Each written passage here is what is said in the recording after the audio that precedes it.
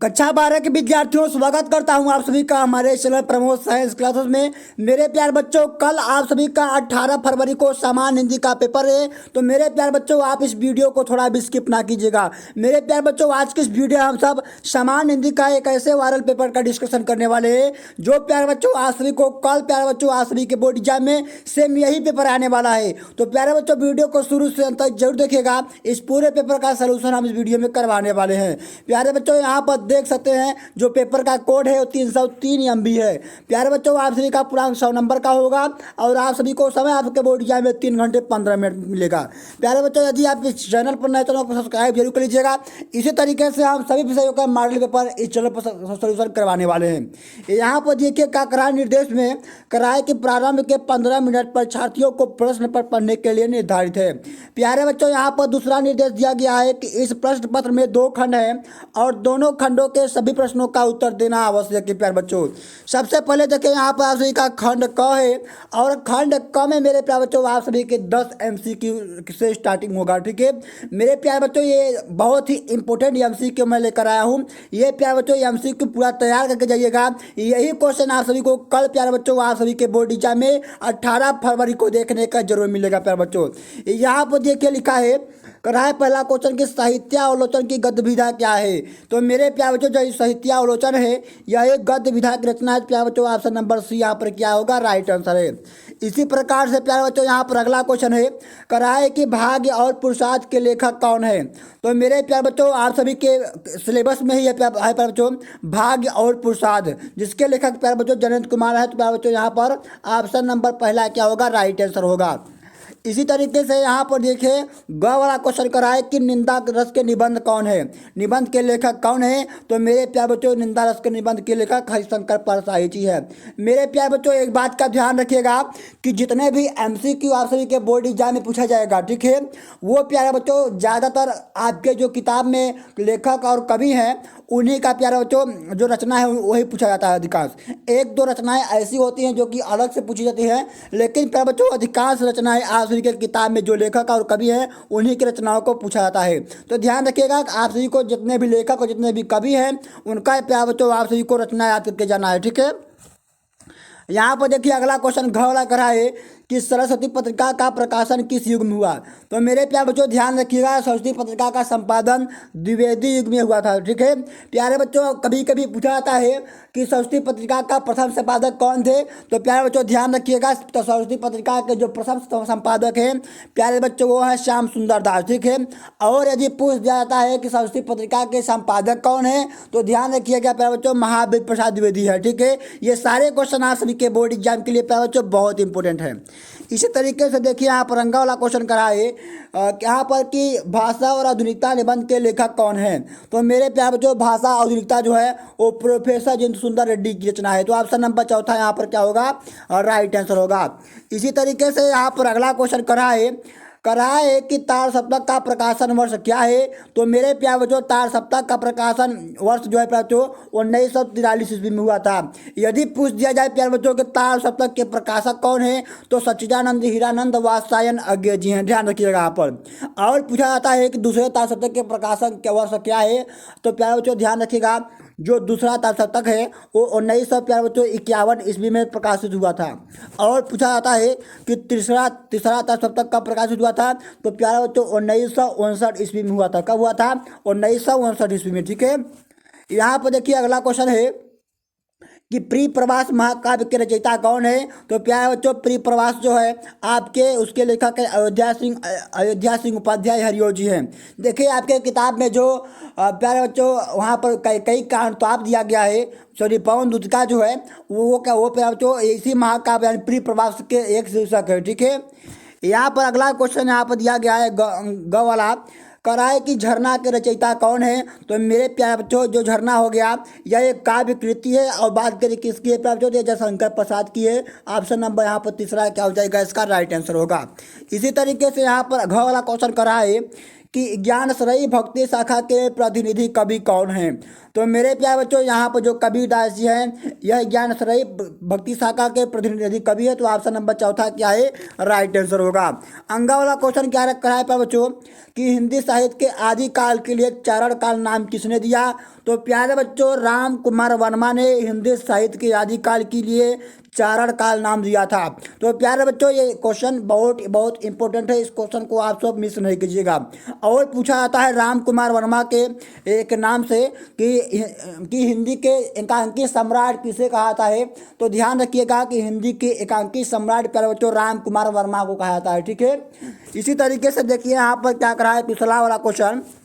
यहाँ पर देखिए जब भी आप सभी के बोर्ड एग्जाम में आप सभी को गद्यांश आए तो सबसे पहले आप सभी को प्यारे बच्चों थोड़ा सा गद्यांश को पढ़ना होगा, ठीक है। पढ़ने से यह पता चल जाता है कि जो गद्यांश है किस पाठ से लिया गया है, ठीक है। जैसे यहाँ पर देखिए लिखा है कि राष्ट्र का तीसरा अंग जन की संस्कृति है। मनुष्य ने युगों युगों से जिस सभ्यता का निर्माण किया है वही उसके जीवन का स्वास्थ्य प्रभाव है। तो प्यारे बच्चों इस गद्यांश में देखेंगे कि कई जगहों पर यहाँ पर राष्ट्र दिख रहा है, देखिए यहाँ पर भी देखिए राष्ट्र लिखा है, यहाँ पर भी राष्ट्र लिखा हुआ है और प्यारे बच्चों यहाँ पर भी, यानी कई जगहों पर इसमें राष्ट्र की चर्चा की गई है। तो प्यारे बच्चों इससे यहाँ पता चलता है कि ये जो गद्यांश है याद है राष्ट्र के स्वरूप पाठ से लिया गया है। और प्यारे बच्चों जो राष्ट्र का स्वरूप पाठ के लेखक है वो प्यारे बच्चों वासुदेव सरल अग्रवाल है। कौन है, वासुदेव सरल अग्रवाल जी हैं, जो पहला चैप्टर राष्ट्र का राष्ट्र का वो है वहीं से गद्यांश लिया गया है।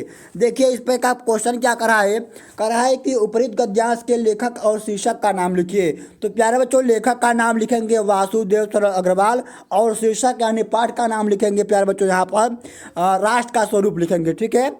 यहाँ पर देखिए दूसरा क्वेश्चन करा है कि राष्ट्र का तीसरा अंग क्या है।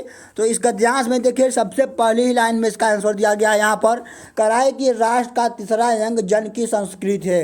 इस तरीके से प्यारे बच्चों जितने भी यहाँ पर क्वेश्चन दिए गए हैं वो चाहे गद्यांश हो चाहे पद्यांश हो प्यारे बच्चों सभी क्वेश्चन का आंसर इसी गद्यांश में मिल जाता है, ठीक है। अभी देखिए यहाँ पर अगला क्वेश्चन तीसरा वाला करा है कि राष्ट्र की वृद्धि कैसे संभव है। तो मेरे प्यारे बच्चों यहाँ पर देखिए इसका आंसर लिखा गया है, यहाँ पर देखिए प्यारे बच्चों इसका आंसर लिखा है कि संस्कृत के विकास और अभ्युदय के द्वारा ही राष्ट्र की वृद्धि संभव है। तो मेरे प्यारे बच्चों जितने भी क्वेश्चन है सभी का आंसर इसी गद्यांश में देखने को मिलता है। तो प्यारे बच्चों गद्यांश को बहुत ही अच्छी तरीके से पढ़कर आप सभी को इसका आंसर देना है, जिससे प्यारे बच्चों ये जो गद्यांश है 10 नंबर का आता है और इसमें आप सभी को 10 में 10 नंबर मिले प्यारे बच्चों, ठीक है। यहाँ पर देखिए अब अगला क्वेश्चन करा है कि ज्ञान और कर्म के संयुक्त प्रकाश को क्या कहा गया है। तो प्यारे बच्चों यहाँ देखिए ज्ञान और कर्म के प्रयास के बारे में लिखा है। कराए ज्ञान और कर्म दोनों के पारस्परिक प्रयास की संज्ञा है। इस तरीके से प्यारे बच्चों आशिक को यहाँ पर इसका आंसर इतना लिख कर आ जाना है, ठीक है। अगला यहाँ पर देखिए करा है कि रेखांकित अंश की व्याख्या कीजिए। इस गद्यांश में देखिए यहाँ पर क्या है, यहाँ देखिए लिखा हुआ है बिना संस्कृति से लेकर यहाँ पर वृद्धि संभव है। इतना के प्यारे बच्चों इतने वाक्य के नीचे देखिए इस तरीके से अंडरलाइन किया गया है और इसी को क्या कहते हैं, रेखांकित अंश कहते हैं। प्यारे बच्चों इसी की आप सभी को अपने शब्दों में इसका व्याख्या कर देना है। यदि व्याख्या करने में कोई भी परेशानी हो रही प्यारे बच्चों तो आप लोग सीधा इसी को छाप देंगे, कोई दिक्कत नहीं, एग्जामिनर आप सभी को पूरा नंबर देगा, ठीक है। अब देखिए यहाँ पर अगला क्वेश्चन चौथा वाला कराए प्यारे बच्चों के दिए गए पद्यांश पर आधारित प्रश्नों के उत्तर दीजिए। देखिए यहाँ पर प्यारे बच्चों आप सभी को एक पद्यांश दिया गया है और यहाँ पर देखिए इस प्रकार से यहाँ पर क्वेश्चन दिया गया है, ठीक है। देखिए सबसे पहले आप सभी को गद्यांश को पढ़ना है। कराए कि दुख की पिछली रजनी बीच विकसता सुख का नवल प्रभात एक पर्दा या झीन नील छिपाए है जिसमें सुख का आघात जिसे तुम समझो हो अब साफ आगे है यहाँ पर कि जगत जुलाओं का मूल इस वरस वरदान कभी मत जाना जाओ भूल। प्यारे बच्चों इस तरीके से देखिए यहाँ पर एक पद्यांश दिया गया है। अब इसमें क्या करा है, क्वेश्चन करा है कि उपयुक्त पद्यांश के कवि और कविता का नाम लिखिए। तो मेरे प्यारे बच्चों जो पद्यांश है ये आप सभी जो चैप्टर है प्यारे बच्चों तीसरा चैप्टर है पद्यांश से सामान्य हिंदी का। तो उसमें प्यारे बच्चों जो उसका नाम है श्रद्धा मनु, क्या नाम है, श्रद्धा मनु। प्यारे बच्चों वहीं से क्या है इस पद्यांश को लिया गया है। श्रद्धा मनु के जो प्यारे बच्चों लेखक कवि है वो है प्यारे बच्चों जयशंकर प्रसाद जी हैं। कौन है, जयशंकर प्रसाद जी हैं। इस तरीके से आप सभी को इसका आंसर यहाँ पर लिख कर आना होगा। अब प्यारे बच्चों यहाँ पर कराए कि श्रद्धा किसके हताश मन को प्रेरणा दे रही है। तो प्यारे बच्चों श्रद्धा इस पद्यांश में मनु के हताश के मन को प्रेरणा दे रही है, ठीक है। कराए इस पद्यांश में किस प्रसंग का वर्णन है? तो प्यारे बच्चों यहाँ पर लिखेंगे कि इस पद्यांश में श्रद्धा और मिलन के प्रसंग का वर्णन है। ठीक है, इस तरीके से यहाँ पर लिखेंगे। अगला यहाँ पर कहा है कि कराए कि एक पर्दा या झीना नील। तो प्यारे बच्चों यहाँ पर एक जो पर्दा है या झीन के समान नीला दिख रहा है। ठीक है, तो इस प्रकार इसमें जो बच्चों जो अलंकार है इसमें क्या है? रूपक अलंकार होगा। कौन है? रूपक अलंकार होगा। ठीक है, अगला करा है कि रेखांकित पंक्ति की व्याख्या कीजिए। इस पद्यांश में देखिए यहाँ पर एक ही लाइन के नीचे क्या है? इस तरीके से अंडरलाइन किया गया है। तो प्यारे बच्चों आप सभी को इसको अपने शब्दों में इसका व्याख्या करके आ जाना है। ठीक है, अब देखिए अगला यहाँ पर 5वां क्वेश्चन करा है कि निम्नलिखित में से किसी एक लेखक और कवि का साहित्यिक परिचय देते हुए उनकी प्रमुख रचनाओं का उल्लेख कीजिए। मेरे प्यारे बच्चों 5 नंबर का आप सभी का साहित्यिक परिचय आएगा लेखक और कवि का। तो मेरे प्यारे बच्चों आप सभी को क्या करना है? 80 शब्दों में इसको लिख कर आना है। यहाँ पर देखिए हजारी प्रसाद द्विवेदी हैं, वासुदेव अग्रवाल जी हैं और डॉक्टर APJ अब्दुल कलाम जी हैं। तो मेरे प्यारे बच्चों आप सभी को करना है कि तीन कवि 3 लेखक हैं और तीनों में से जिसको प्यारे बच्चों जिस कवि और जिस लेखक का आप सभी को अच्छी तरीके से जीवन परिचय याद हो, उनकी रचना याद हो, उन्हीं का आपको लिख कर आना होगा प्यारे बच्चों। ठीक है, अब देखिए यहाँ पर खबरा क्वेश्चन करा है कि निम्नलिखित में से किसी एक कवि का साहित्यिक परिचय देते हुए उनकी प्रमुख कृतियों का पर प्रकाश डालिए। यहाँ पर भी देखिए 3 कवि हैं, जयशंकर प्रसाद जी हैं, रामधारी सिंह दिनकर जी हैं, अयोध्या सिंह उपाध्याय हरिओ जी हैं। यहाँ पर भी प्यारे बच्चों आप सभी को पूरे 5 नंबर मिलते हैं। 3 नंबर प्यारे बच्चों आप सभी को साहित्यिक परिचय लिखने का मिलता है और 2 नंबर प्यारे बच्चों आप सभी को रचना लिखने का मिलता है। तो मेरे प्यारे बच्चों साहित्यिक परिचय लिखने के बाद आप रचना जरूर लिखिएगा, वरना प्यारे बच्चों आप सभी को ये 2 नंबर नहीं मिलेगा, केवल 3 ही नंबर मिलेगा। ठीक है, अब देखिए आगे यहाँ पर 6वां क्वेश्चन करा है कि पंचलाइट अथवा ध्रुवतारा कहानी का सारांश लिखिए। समय सीमा प्यारे बच्चों यहाँ पर है 80 शब्द। अध्याय भी अथवा दिया गया है कि बहादुर कहानी के उद्देश्य पर प्रकाश डालिए। मेरे प्यारे बच्चों आप सभी को करना क्या है? ये जो प्यारे बच्चों यहाँ पर 3 कहानी है, तीनों कहानियों में से जो प्यारे बच्चों आप सभी को कुछ पता हो, यदि नहीं पता है कोई भी कहानी, ठीक है, तो क्या कीजिए प्यारे बच्चों आप पहले से कोई भी कहानी यदि आप किए हैं तो डालकर यहाँ पे से लिख रहे हैं पंचलाइट कहानी, तो पंचलाइट कहानी का इस तरीके से हेड डाल के आप उसके नीचे कोई भी कहानी प्यारे बच्चों आप सभी को आ रहा हो आप उसको लिख के जाना है। यदि आपको आ रहा है तो अच्छी तरीके से प्यारे बच्चों 80 शब्दों में यानी 1 पेज में आप सभी को कहानी को लिख कर आना होगा। ठीक है, अब देखिए यहाँ पर 7वां क्वेश्चन करा है कि स्वप्निल खंड काव्य के आधार पर किसी एक खंड के एक प्रश्न का उत्तर दीजिए। यहाँ पर भी प्यारे बच्चों अधिकतम शब्द सीमा से शब्द है और यहाँ पर भी आप सभी को पूरे 5 नंबर मिलते हैं। तो मेरे प्यारे बच्चों आपके देखिए उत्तर प्रदेश में अलग अलग जिले हैं और अलग अलग जिलों में प्यारे बच्चों ये जो खंड काव्य है वो अलग अलग चलता है।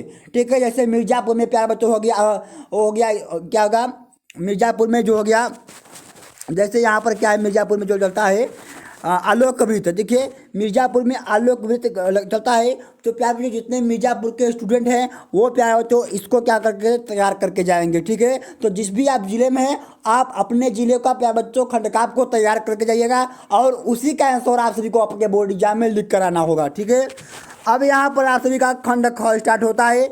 खंड ख में प्यारे बच्चों यहाँ पर करा है 8वां प्रश्न कि दिए गए संस्कृत गद्यांशों में से किसी एक का सशब्द हिंदी में अनुवाद कीजिए। प्यारे बच्चों यहाँ पर देखिए पूरे 7 नंबर लिखा हुआ है यानी 2 + 5 लिखा हुआ है। 2 नंबर प्यारे बच्चों आप सभी को इसका संदर्भ लिखने का मिलता है और 5 नंबर आप सभी का इसको हिंदी में अनुवाद करने का मिलता है। तो जैसे यहाँ पर देखिए क्या लिखा हुआ है संस्कृत में कि याज्ञवल्क्य उवाच ना अवरे मैत्रेयी पत्यु कामयापति प्रियो भवति आत्मनस्तु वै कामयापति प्रियो भवति। यहाँ पर है कि जो आसवी में देखे जो तीसरा चैप्टर है आत्मज्ञ एवं सर्वज्ञ उसी से पाठ से प्यारे बच्चों ये जो गद्यांश है वो लिया गया है। तो इसका आप व्याख्या करेंगे कि याज्ञवल्क्य मैत्रेयी से बोले, अरे मैत्रेयी पत्नी के कामना के लिए पति प्रिय होता है और अपनी ही कामना के लिए पति प्रिय होता है। अथवा ना अरे मैत्रेयी पत्नी के कामना के लिए पति प्रिय होता है और अपनी ही कामना के लिए पत्नी प्रिय होती है। अथवा अरे ना मैत्रेयी पुत्र और विषय पुत्र और काम दोनों क्या होते हैं, प्रिय होते हैं, और अपनी ही कामना के लिए पुत्र क्या होता है, प्रिय होता है। और लिखेंगे अथवा रे मतलब ही सभी कर्म के लिए सभी प्रिय होते हैं और अपनी ही कामना के लिए सभी प्रिय होते हैं। इस तरीके से प्यारे बच्चों यहाँ पर जो याज्ञवल्क्य हैं अपनी जो पत्नी मैत्रेयी है उससे आप क्या कर रहे हैं, अपनी अमृत साधन का क्या कर रहे हैं, व्याख्या कर रहे हैं यहाँ पर। तो प्यारे बच्चों इस तरीके से आप सभी को अपने शब्दों में इसका क्या करना है, व्याख्या कर देना है। और यहाँ पर आप सभी को इसका संदर्भ लिख रहा है, तो संदर्भ लिखेंगे कि प्रस्तुत संस्कृत गद्यांश हमारी पाठ्यपुस्तक हिंदी के संस्कृत खंड में संकलित आत्मज्ञ एवं सर्वज्ञ पाठ से अवतरित है या फिर लिया गया है। इस तरीके से आप सभी को बार बच्चों इसका आंसर लिख कर आना होगा, ठीक है।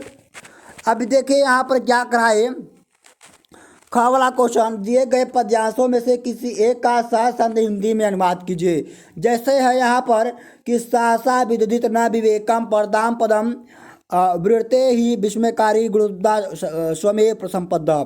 यानी लिखेंगे सहसा माने अचानक से, विदित माने करना चाहिए, न माने नहीं, क्रिया माने काम को, अविवेक माने बिना सोचे विचारे, परम माने श्रेय, पदम माने विपत्तियों का जो पदम माने क्या स्थान है, यानी किसी भी कार्य को बिना सोचे विचारे नहीं करना चाहिए क्योंकि परम विपत्तियां का स्थान है, ठीक है।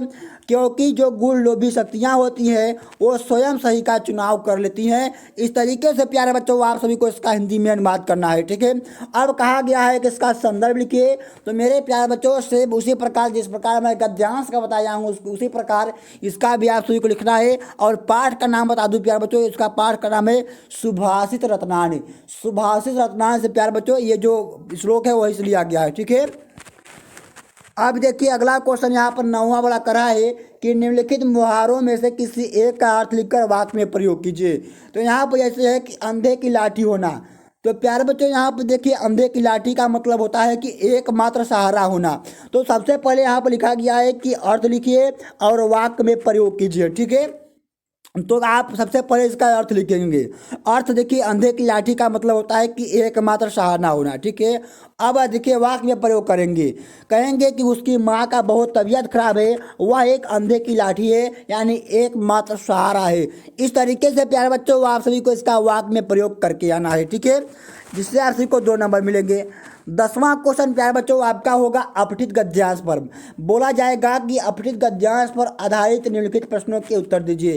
तो मेरे प्यारे बच्चों मैं ये नहीं कहता हूँ कि यही आप सभी के बोर्ड एग्जाम में अपठित गद्यांश आ जाएगा। देखिए अपठित गद्यांश का मतलब ही होता है कि बिना पढ़ा हुआ, ठीक है। आपके बोर्ड एग्जाम में कहीं से प्यारे बच्चों उठाकर एक अपठित गद्यांश दिया जाएगा और प्यारे बच्चों 5 नंबर का होगा, उसमें 3 क्वेश्चन होंगे, 2 क्वेश्चन 2-2 नंबर का होगा और 1 क्वेश्चन 1 नंबर का होगा, ठीक है। और प्यारे बच्चों उसका जो आंसर होता है जिस तरीके से आपके जो सिलेबस में गद्यांश है उसी प्रकार से ये भी गद्यांश होता है और आसान तरीके से उस क्वेश्चन का आंसर गद्यांश में मिल जाता है, ठीक है। तो आपको घबराने की कोई दिक्कत नहीं है, बहुत ही आसान तरीके से आपको इसका आंसर देकर आना है। अगला यहाँ पर 11वां क्वेश्चन करा है कि निम्नलिखित शब्द युग्मों का सही अर्थ चयन करके लिखिए। जैसे यहाँ पर है कपट और कपाट। देखिए कपट का मतलब होता है यहाँ पर धोखा, क्या होता है, धोखा, और कपाट का मतलब होता है दरवाज़ा, ठीक है, दरवाज़ा। तो प्यारे बच्चों यहाँ पर देखिए ऑप्शन नंबर ग जो है इसका क्या होगा, राइट आंसर होगा। इसी तरीके से प्यारे बच्चों यहाँ पर अगला क्वेश्चन है कराए कि जलज और जलद। तो प्यारे बच्चों देखिए जलज का मतलब होता है कमल और जलद का मतलब क्या होता है, बादल। तो प्यारे बच्चों ऑप्शन नंबर ख यहाँ पर क्या है, राइट आंसर है। इसी तरीके से देखिए यहाँ पर अगला क्वेश्चन क्या कराए कि निम्नलिखित शब्दों में से किसी एक शब्द के 2 अर्थ लिखिए। तो जैसे यहाँ पर अनंत है, अनंत का आप 2 अर्थ लिखेंगे, जैसे हो गया आकाश हो गया और यहाँ पर और क्या हो गया, और जिसका अंत न हो, ये सब क्या हो गया। जैसे यहाँ पर पतंग है, पतंग का मतलब होता है सूर्य, खग का मतलब होता है पक्षी और तोता, दल का मतलब होता है समुद्र, अरे समूह। इस तरीके से आप सभी को किसी एक शब्द का 2 अर्थ लिखना है जिससे आप सभी को पूरे 2 नंबर मिलता है, ठीक है। अब देखें यहाँ पर अगला क्वेश्चन क्या कर रहा है कि लिखित वाक्यांशों के लिए एक शब्द का चयन करके लिखिए। लिखा है कि जो ईश्वर में विश्वास करता है उसे क्या कहते हैं। तो मेरे प्यारे बच्चों उसे आस्तिक कहते हैं। जो ईश्वर में विश्वास नहीं करता है उसे नास्तिक कहते हैं, ठीक है। अब देखिए यहाँ पर अगला है कि जल में लगने वाली आग को क्या कहते हैं? तो बच्चों दावा अग्नि कहते हैं। जंगल में आग लगने वाली को बड़वा अग्नि कहते हैं। और प्यारे बच्चों पेट में आग लगने वाली को जठरा अग्नि कहते हैं। इस तरीके से इसमें से कोई भी आपको बोर्ड एग्जाम में देगा, लेकिन 100% दावे के साथ कहता हूँ कि प्यारे बच्चों इसमें से बाहर आप सभी के बोर्ड एग्जाम में कल प्यारे बच्चों 18 फरवरी को इससे बाहर, इस पेपर से बाहर एक भी क्वेश्चन नहीं आएगा। अब देखिए यहाँ पर क्या करा है, घोड़ा क्वेश्चन करा है कि किन्हीं दो वाक्यों को शुद्ध करके लिखिए। जैसे है कि हवा ठंडी बह रही है, तो यहाँ लिखेंगे कि ठंडी हवा बह रही है। क्या लिखेंगे? ठंडी हवा बह रही है। 12वां क्वेश्चन प्यारे बच्चों रस अलंकार संबंधित है। कराए कि हाँ रस और विरस का परीक्षण और परिभाषा उदाहरण लिखिए। यहाँ पर आप सभी को उसका परिभाषा उदाहरण लिखना है। अगला है अनुप्रास और रूपक अलंकार लिखिए। चौपाई और सोठा छंद लिखिए। ये प्यारे बच्चों तैयार करके जाना यह रस अलंकार। यदि नहीं तैयार किए तो मेरे वीडियो पर वो वीडियो पड़ी हुई है, इसका वीडियो जाइए वहाँ से अभी तैयार कर लीजिए, अभी टाइम है। अब देखिए यहाँ पर 13 वाला क्वेश्चन करा है कि किसी विद्यालय प्रबंधक के नाम प्रवक्ता पद पर अपनी नियुक्ति के लिए एक आवेदन पत्र लिखिए। या फिर प्यारे बच्चों यहाँ कहे कि किसी बैंक प्रबंधक को अपनी व्यवसाय के लिए ऋण प्राप्ति के लिए आवेदन पत्र लिखिए। ये दोनों पत्र प्यारे बच्चों आप सभी की किताबें हैं और वहाँ से जाकर आप सब एक दोनों पत्रों के यहाँ पर तैयार कर लीजिए। यही दोनों पत्र आप सभी के बोर्ड एग्जाम में आने वाले हैं। अगला देखें यहाँ पर 11वां क्वेश्चन 14 वाला करा है कि निम्नलिखित विषयों में से किसी एक विषय पर भाषा शैली में निबंध लिखे। जैसे यहाँ पर कि वन रहेंगे, हम रहेंगे, स्वास्थ्य सारे मुख है, राष्ट्रीयता, एकता, आतंक और विज्ञान समाज। प्यारे बच्चों ये 5 निबंध आप सभी को तैयार करके जाना है। इससे बाहर प्यारे बच्चों आप सभी के बोर्ड एग्जाम में एक भी निबंध नहीं आएगा। तो प्यारे बच्चों इस तरीके से पूरे पेपर का सोल्यूशन आपको करके जाना है। यदि आप इस पेपर का PDF पढ़ना चाहते हैं तो आप मेरे टेलीग्राम चैनल पर जाइए। कहाँ जाइए? टेलीग्राम चैनल पर। टेलीग्राम चैनल का लिंक इसी वीडियो के डिस्क्रिप्शन बॉक्स में है। जाइए वहां से टेलीग्राम चैनल पर इस पेपर का PDF डाउनलोड करके पूरे पेपर का सोल्यूशन कर लीजिए। तो प्यारे बच्चों मिलता है अगले वीडियो में एक नए टॉपिक के साथ। जय हिंद।